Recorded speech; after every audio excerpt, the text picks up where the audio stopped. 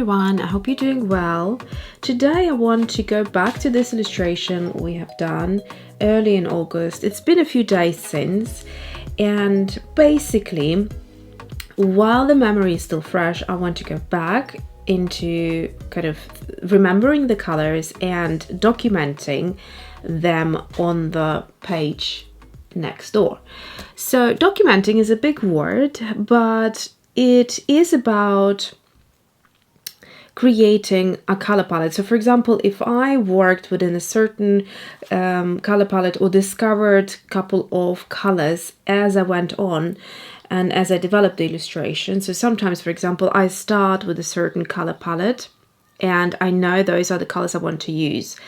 And sometimes it happens within the process where I, for example, layered the paints gray, and then as an afterthought, I realized that something as chartreuse would really pop beautifully and create an element of contemporary color palette within the illustration. So I want to document exactly that so that I can refer to it next time. And you know, in some cases I could guess when I go back to some of my illustrations what colors I used and what sort of maybe art supplies I used. However, not all the time is it possible to remember exactly what Payne's grade was, because I have maybe 10 different Payne's grays.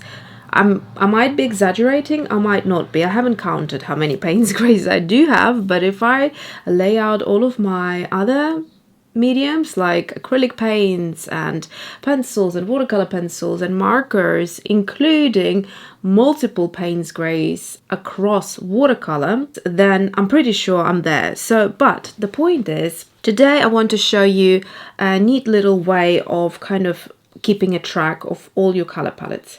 And I'm going to do something slightly different, which I already done in this illustration, and that happened purely because I didn't have space for a whole color wheel, and so I've done half wheels, and they also look super cute. So based on that idea, I thought today I will show you what you can do with these sort of half wheels. Before we start, if you haven't watched this video, then I will show you the two stamp sets that I used to create these lovely illustrations. So we've got the moving doll. I used the face and the eyes and the lips from this set. And then from the FOTD set, I used a number of eyebrows. So I think this eyebrow here I used on this illustration. And then this one is that one here.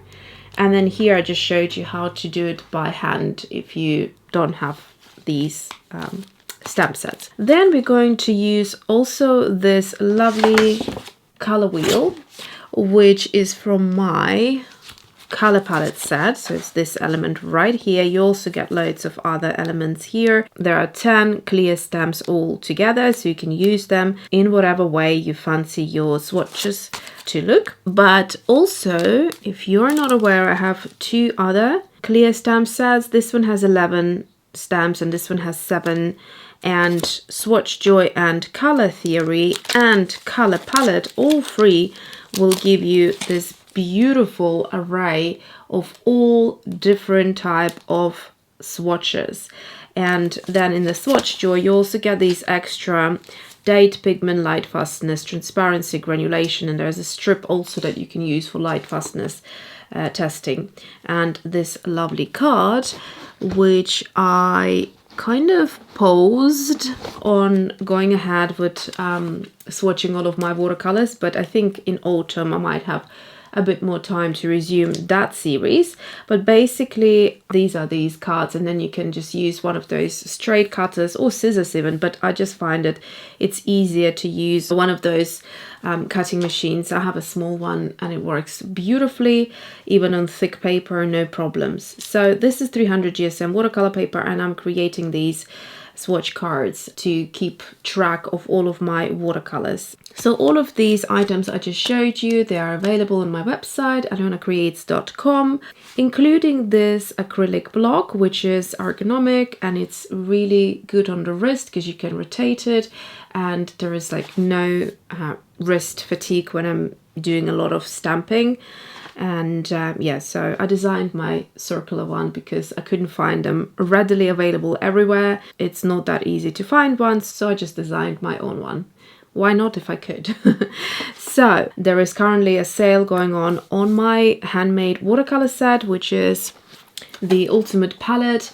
It is beautifully reduced in price. Like I think it's almost 45%, something like that. So it's a major reduction. And the reason is because I want to rebrand the style of the tube. So I wasn't happy with the tops, as you remember. And then I just thought I want to create or design a tube style or a look that will be more in line with my brand. So that is why I want to sell these and start fresh with new watercolor sets.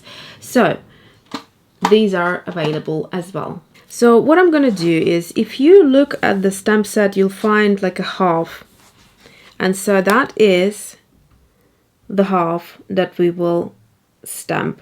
So I'm going to add ink on all of these lines, and if I go a little bit over it, I'm just simply going to use a finger and just wipe it where I don't need any ink to be there. I mean, this is light ink, so if you had slightly more darker ink, it'd be easier for you to navigate. Okay, so it's this one here. So what I'm going to do is I'm going to rotate it to this side actually, and just stamp it like so. So I'll show you again. So here we go, perfect half stamp. Let me bring it in if you can't see. There we go, half wheel. I'm going to repeat the same. Boom, so we have perfect alignment. And then I'll do 2 more on this side. So next thing that I'm going to do is use a pen to write down the color palettes that we have here. So first of all, I will do skin, and there's a little nook here that you can write it in, so that looks quite cute. And then the second part I'll do skin and makeup like this.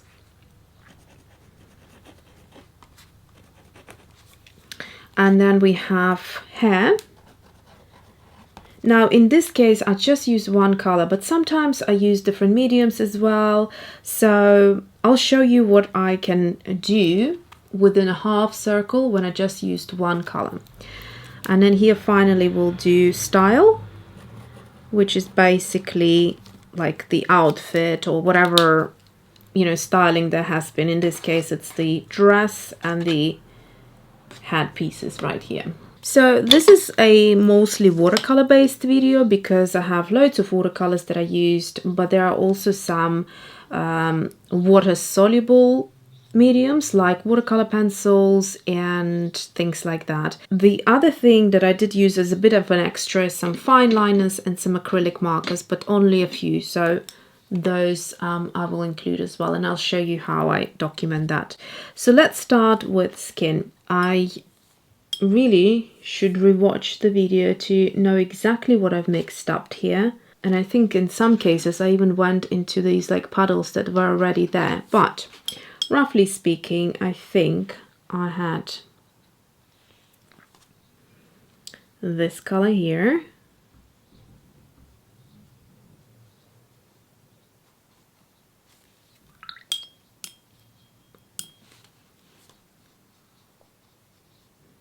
Which is Schmincke Yellow Ochre. Then I also had transparent red oxide.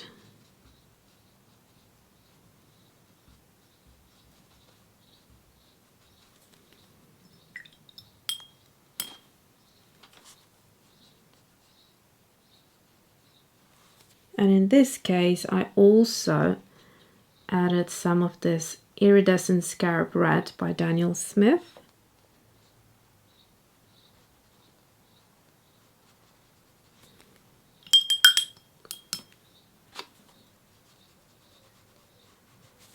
I don't think I was adding any other colors in this case, although there is this beautiful color, and I think I might have mixed in some Naphthalite Maroon.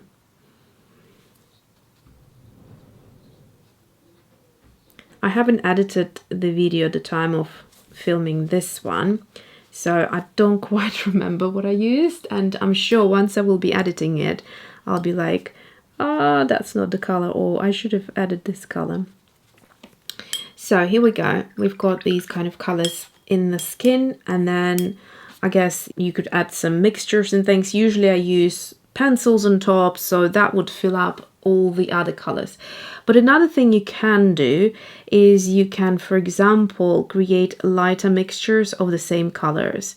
So what I could do is, just to fill up the space, for example, I could then create a watered out look and go onto this side of the wheel and kind of mirror these colors but in lighter mixtures.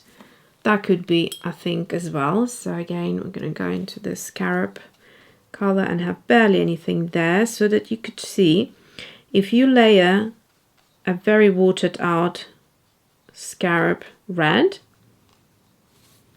you could create a lovely light bronzy type of a skin look. There's a number of ways of using this color, mixing it with watercolors or layering it on top of watercolors.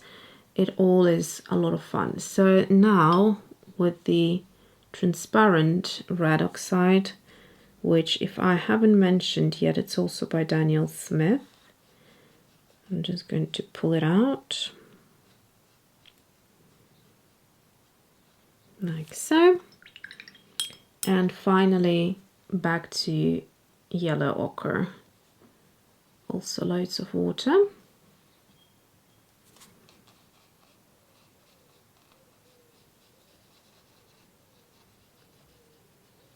So here we go. Those are skin colors. Next one is makeup, and that is the funnest of them all because, you know, I could play with things. Now here I need to be careful because I used lip color, I used freckle color, cheek color, eye color, shadow. So somehow I need to fix it all into this color wheel. So let me start with the obvious, which is basically a beautiful iridescent scarab red, which I used around the eyes. So that was quite saturated, and I'm going to also swatch it out in a really saturated manner because here we have, you know, a bit watercolor and quite a bit, so we don't have this color in its most, like, darkest value, basically, is what I'm trying to say. So let me just move you out here a little bit. So that's our scarab red. Next color for the face, let's do the lips because I didn't use anything else. So lip wise, or shall I do cheek? What did I do with the cheeks? God knows what I did with the cheeks. So I do remember using quinacridone red light in this case. So that was the cheek here.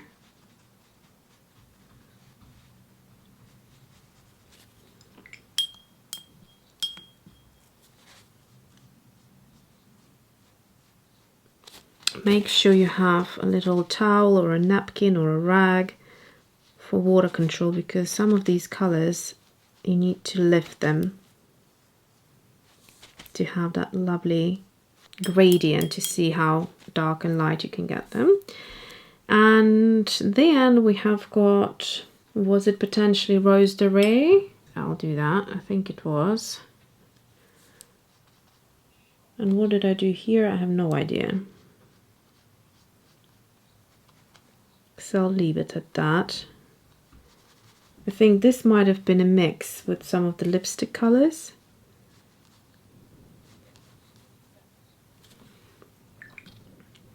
And then we have got lips. Now the lips, they're easy. So again, that was, I think this was the quinacridone red light. right? And then this lip was the Paraline Scarlet. So I'm going to go into that.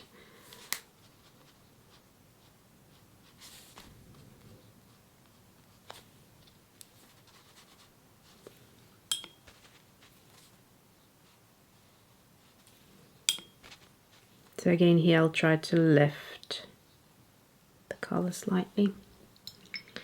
Okay, and then the next lip, so the darkest lip here was Deep Scarlet, right next to it.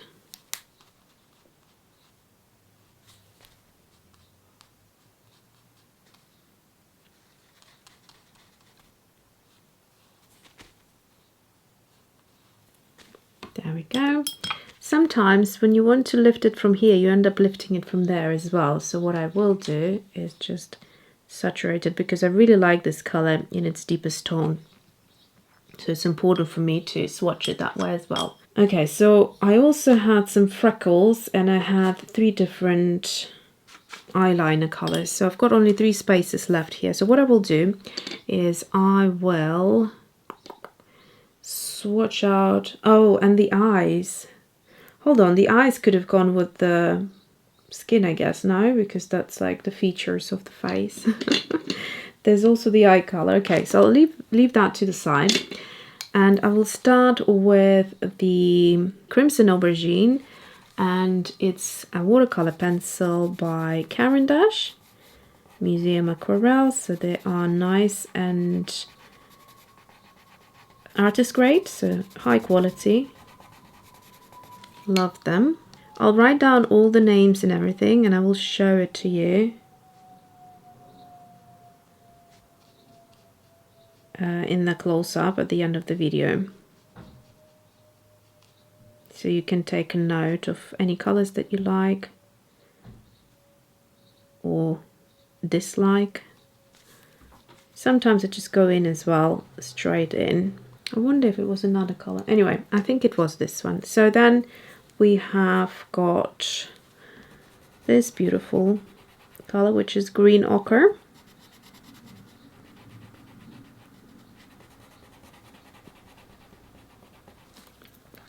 It's such a cozy time with this type of weather to either read a book, light a fire, or do swatches. Let me know down in the comments, what do you like doing in a rainy, cold weather?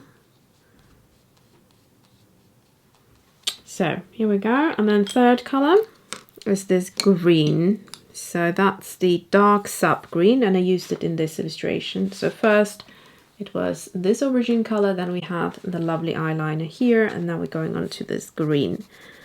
Gorgeous color. It's really, it sort of reminds me a bit of Hooker's green, but slightly woodier, slightly more deeper.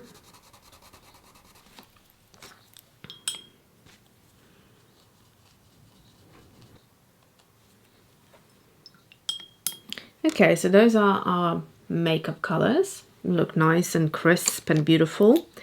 And then I might put the eye color somewhere else if I have space left. I don't know, I haven't decided, but I'll keep it to one side here, so I definitely remember doing it. So let's talk about hair now. So yellow ochre is the only color I used. So what I can do in this case is basically swatch it like super duper thick on the first swatch, meaning that that's our like really creamy mixture, mostly pigment, very little water.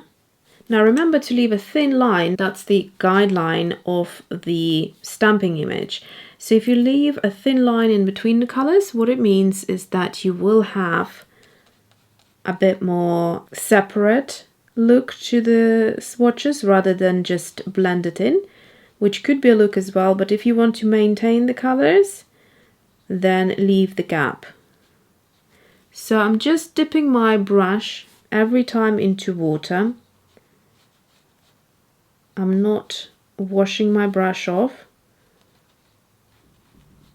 And then I'm just creating every time a more watered out swatch. And it becomes paler and paler. And what that tells us is that we can use this color in different values. Okay, so we can see that it can be as dark as that, or it can be as light. So we can start off with the lightest and then build it up to the darkest, as watercolor usually works. So we're going to do that. I'm just showing you all the different ways you can use these stamps. In particular, color wheel is my favorite because I feel like there's so much you can do with it.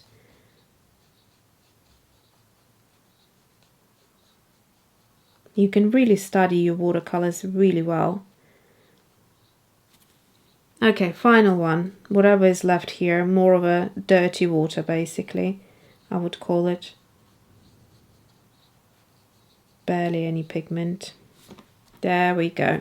So that's our half wheel in this case. With style, I will start with the head pieces. So these were inspired by the legendary YSL Runway show with those gorgeous bunny ears years ago. So I'm going to swatch it out. And I think what I'm going to do is similar here because I have so much space. What I'm going to do is just add a really dark saturated swatch first.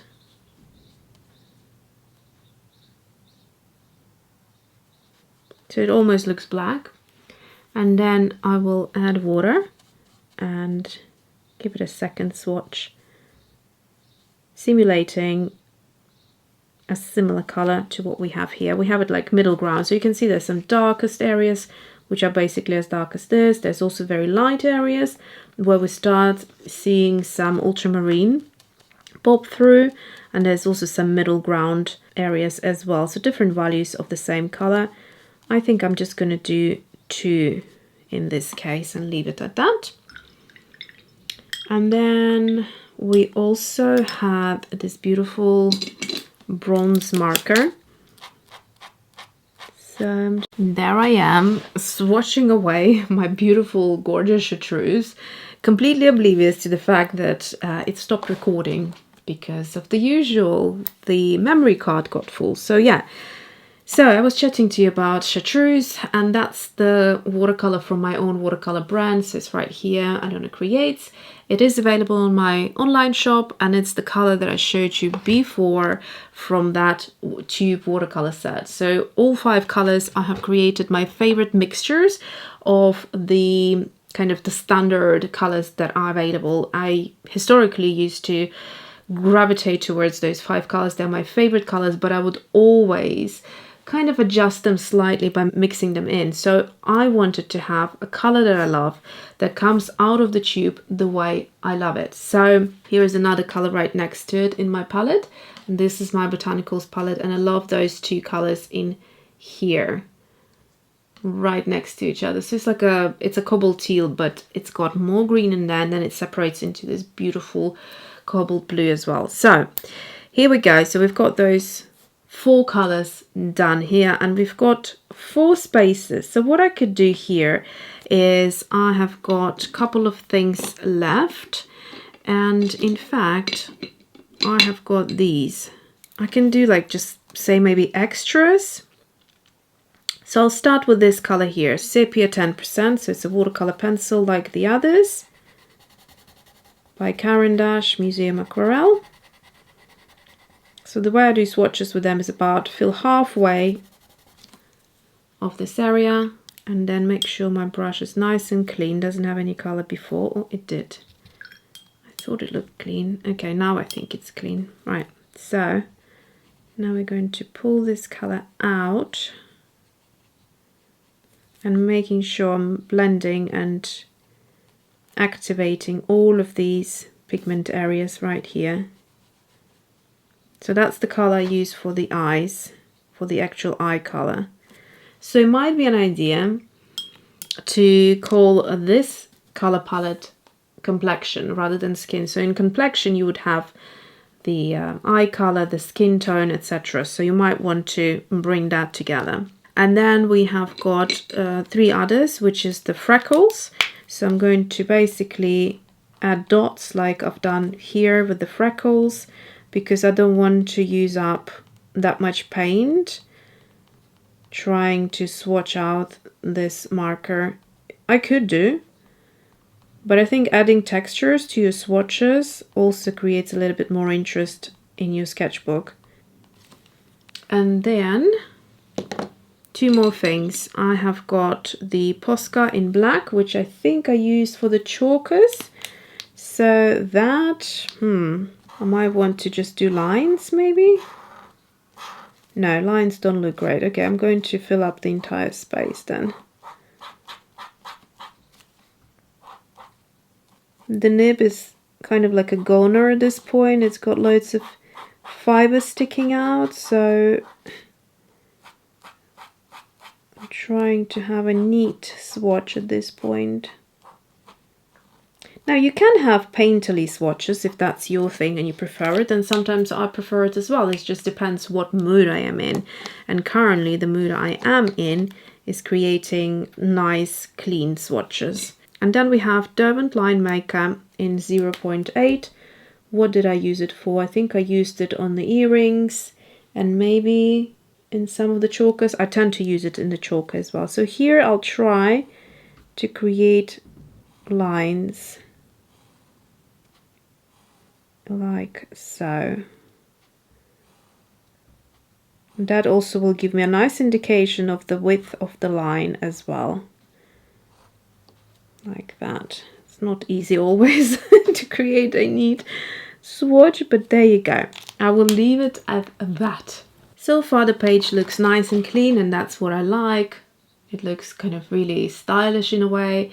So what I'm going to do now is I'm going to go ahead, write down all of the names and the brands and, you know, whatever art supply it is, and it will make it a bit more fuller. So at the moment there's a lot of white around these, but once I start writing things down, there'll be like sun rays coming out, is the idea that I have, and that will look again more like a sketchbook, a bit more relaxed perhaps. So you are adding an element of sketchier or maybe more relaxed approach to sketchbooking. While things have been drying, I also decided to add another element right in the middle that can help you to fill the space, or just have an extra kind of separate way of documenting, for example, markers, as opposed to watercolor or water-soluble art supplies. So if you didn't want to have them together on one color wheel, you could do it separately, and here's an example how. So I just used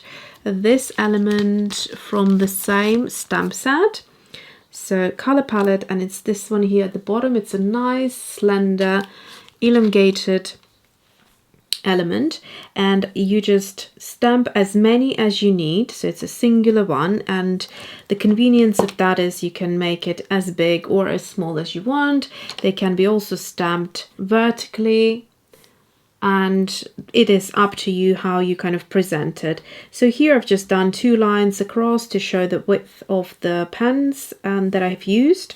So for example, carbon ink pen, I also documented that I did the illustration, which I know anyway because that's the pen I would use to illustrate with. But you know, why not documenting? If you like using different pens, then you might want to document that, as you will be going through your sketchbook and maybe preferring some of the pens that you used in the past. For example, I have some older sketchbooks from a few years ago where I used to do a really different style of illustrating, and sometimes I'd like to go back to that style and explore it a little bit more, and then I try to figure out what ink it was, what pen it was, etc. So documenting it right here is making things a lot easier to refer to.